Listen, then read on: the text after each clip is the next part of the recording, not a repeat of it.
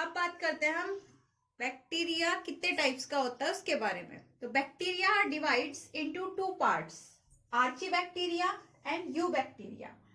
Archie bacteria, archaebacteria हमारे वो bacteria होते हैं जो हमारे हार्श हैबिटेट में सरवाइव करते हैं, या हम ये कह सकते हैं कि जो हमारी कितनी भी एक्सट्रीम हार्श हैबिटेट हो उसमें आसानी से रह सकते हैं, उन्हें हम आर्ची बैक्टीरिया कहते हैं। आर्ची बैक्टीरिया के नाम से एक और थॉट जुड़ी हुई है। आर्ची मीन होता है पुराने बैक्टीरिया, यानी कि सबसे पहले पाए जाने वाले बैक्टीरिया हमारे आर्ची बैक्टीरिया ही होते हैं। अब जो हमारे आर्ची बैक्टीरिया है, इन्हें इनके कंडीशन के कारण कि किस तरीके की हैबिटेट्स में रहते हैं, हमने 3 ग्रुप्स में डिवाइड किया है।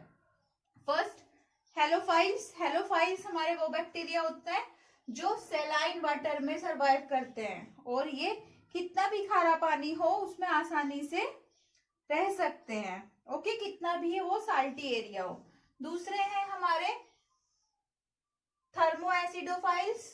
थर्मोएसिडोफाइल्स हमारे वो बैक्टीरिया होते हैं जो हॉट स्प्रिंग्स वाटर्स में पाए जाते हैं। वाटर्स कितना भी गर्म हो ये उसमें आसानी से रहते हैं, और वहीं कीमोसिंथेटिक के थ्रू अपना फूड बनाते हैं। ओके, जैसे कि फैक्ट्री वगैरह से, झरनों से जो गर्म पानी हमारा निकलता है उसमें ये पाए जाते हैं। थर्ड है हमारे मिथेनोजीन्स। मिथेनोजीन्स बैक्टीरिया का जो ग्रुप्स होता है ये पाया जाता है गट्स ऑफ रूमिनेंट्स। रूमिनेंट्स कौन होते हैं? हमारे एनिमल्स होते हैं, जैसे कि काओ, शीप, बुफेलो, ये सब। ठीक है। और मिथेनोजीन्स हमारे क्या करते हैं? मिथेनोजीन्स बैक्टीरिया ये हमारे वो बैक्टीरिया है जो प्रोडक्शन ऑफ मीथेन करते हैं, यानी कि जो बायोगैस का प्रोडक्शन होता है वो किससे होता है? मिथेनोजीन्स बैक्टीरिया से होता है। और ये कहाँ पाए जाते हैं? गट्स ऑफ रूमिनेंट्स में पाए जाते हैं। और साथ ही साथ हमारे जो मिथेनोजीन्स बैक्टीरिया हैं ये हमारे हेल्पफुल होते हैं for the biogas production. Okay, second है अब हमारे यू बैक्टीरिया। यू बैक्टीरिया को हम ट्रू बैक्टीरिया भी कहते हैं। हमारे नियर अबाउट जो 90% बैक्टीरिया पाए जाते हैं वो सारे हमारे ट्रू बैक्टीरिया है, दैट मीन्स यू बैक्टीरिया है। अब जो ट्रू बैक्टीरिया होते हैं उनके स्ट्रक्चर में ये स्पेसिफिक कैरेक्टर्स होते हैं। राइट सेल वॉल, कि इनकी बाहर सेल वॉल होती है वो राइड होती है। ठीक है, जैसे अगर हम एक बैक्टीरिया की स्ट्रक्चर्स की बात करें तो एक बैक्टीरिया की स्ट्रक्चर हमें इस तरीके से दिखाई देती है, और इनमें फ्लैजिला प्रेजेंट होता है फॉर द मूवमेंट, उसी के कारण ये मोटाइल होते हैं, मोटाइल फ्लैजिलम। इनका न्यूक्लियस वेल डेवलप्ड नहीं होता है, इनमें क्रोमोसोम सिंगुलर फॉर्म में पाया जाता है, और इनके अंदर एक फोल्डिंग स्ट्रक्चर्स होती है जिसे बोलते हैं मीजोसोम्स, और ये किस में हेल्प करती है? रिप्रोडक्शन में हेल्प करती है। बाकी इसमें राइबोसोम्स पाए जाते हैं और साइटोप्लाज्म, और कोई सेल ऑर्गेनल्स इसके अंदर बैक्टीरिया में नहीं पाए जाते आपके। ओके, अब हमारा जो यू बैक्टीरिया होते हैं ये 3 टाइप्स के होते हैं। Autotrophic bacteria, chemosynthetic bacteria, heterotrophic bacteria.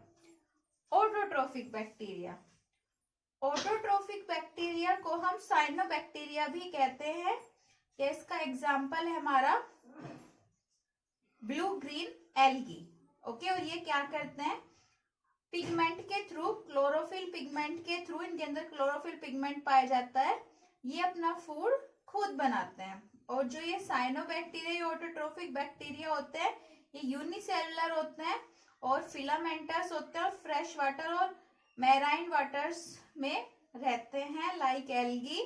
और साथ ही साथ क्या करते हैं? इनके चारों ओर एक जिलेटेनियस शीट पाई जाती है। उस जिलेटेनियस शीट का फंक्शन क्या होता है? वाटर्स के अंदर इन्हें प्रोटेक्ट करके रखना, जिससे कि आसानी से वाटर में रह सके।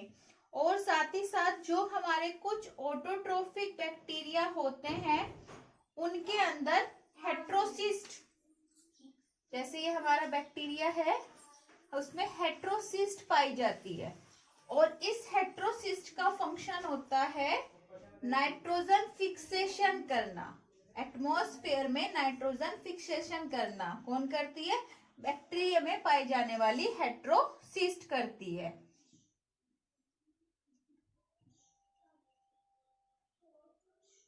एग्जाम्पल नोस्टक और एनाबीना, नोस्टक और एनाबीना, ये इसके एग्जाम्पल है हमारे।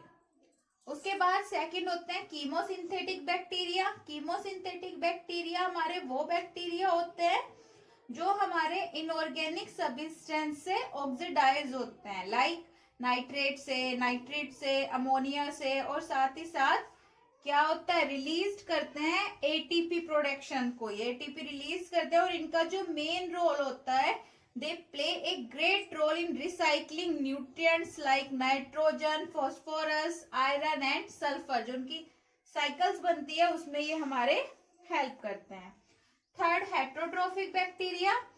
Heterotrophic bacteria are most abundant in nature. सबसे ज्यादा जो बैक्टीरिया पाया जाता है वो हेट्रोट्रोफिक बैक्टीरिया ही पाया जाता है। और ये मोस्टली क्या होते हैं, हमारे डिकम्पोजर्स होते हैं। डिकम्पोजर्स का मतलब यही वो बैक्टीरिया होते हैं जो मरी और सड़ी गली चीजों के ऊपर रहते हैं और उन्हें फिर डिकम्पोज करके साफ कर देते हैं। और साथ ही साथ ये हमारे बेनिफिशियल भी होते हैं, जैसे कि जो हमारी कर्ड बनती है, दूध से दही बनती है, उसमें जो लैक्टिक एसिड बैक्टीरिया यूज होता है वो भी हमारा हेट्रोट्रोफिक बैक्टीरिया ही है। जो एंटीबॉडीज बनाने में यूज होते हैं वो भी हमारे हेट्रोट्रोफिक बैक्टीरिया हैं। जो फिक्सिंग नाइट्रोजन करते हैं लेग्यूम प्लांट के अंदर हमारे, वो भी हमारे हेट्रोट्रोफिक बैक्टीरिया ही होते हैं। और साथ ही साथ कुछ हमारे कोजिंग पैथोजन बैक्टीरिया भी हेट्रोट्रोफिक ही होते हैं, जैसे कि टाइफाइड, आपका टेटेनस, और प्लांट के अंदर सिट्रस कैंकर, ये जो डिजीज होती है ये भी हमारे हेट्रोट्रोफिक बैक्टीरिया के कारण ही होती हैं। ओके, ये हमारे तीनों बैक्टीरिया के बारे में कंप्लीट हो गया। इसके अलावा हमारा जो बैक्टीरिया होता है वो रिप्रोडक्शन कैसे करता है, तो बैक्टीरिया में जो रिप्रोडक्शन होता है वो बाय फीजन होता है। फीजन में होता क्या है कि हमारी एक सेल दो सेल में टूटकर डिवाइड हो जाती है, उसे हम फीजन बोलते हैं। तो बैक्टीरिया में भी यही होता है कि बैक्टीरिया की जो हमारी एक सेल थी उसमें जो डीएनए था वो दो पार्ट में हमारा टूट जाता है और आपस में वो अटैच रहते हैं बाय ए सेल मेम्ब्रेन। ओके, और क्या होता है जब फेवरेबल कंडीशन आ जाती है दोनों पार्ट अलग अलग हो जाते हैं और न्यू ऑर्गेनिज्म में चेंज हो जाते हैं।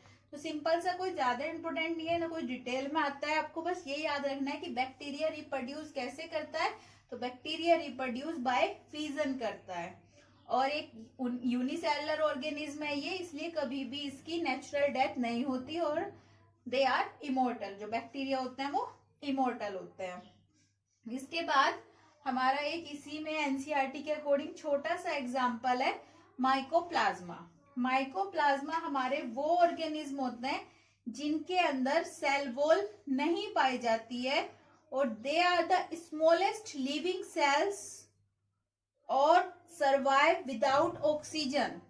ठीक है, जो माइकोप्लाज्मा होते हैं वो हमारे बहुत छोटे छोटे ऑर्गेनिज्म होते हैं, सेल वॉल उनके अंदर प्रेजेंट नहीं होती है और ये बिना ऑक्सीजन के सर्वाइव कर सकते हैं। और जो माइकोप्लाज्मा होते हैं they are pathogenic in animals and plants. Okay, kingdom Monera is complete. If you have any query, any problem, you can comment me.